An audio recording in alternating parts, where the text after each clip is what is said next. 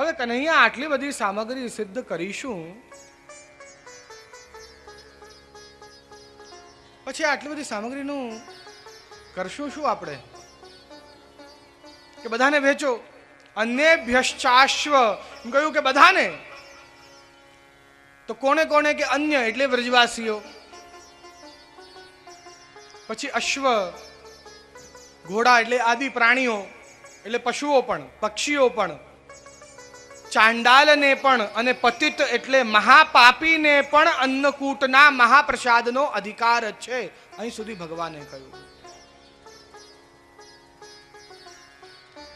આ જીવ માત્રને આ અન્નકૂટના, ભલે વૈષ્ણવ હોય અવૈષ્ણવ હોય, એ ગમે તેવો હોય, કોઈ જાતિ ભેદ નહીં, કોઈ પ્રાણી છે કે મનુષ્ય છે, કોઈ ભેદ નથી આની અંદર.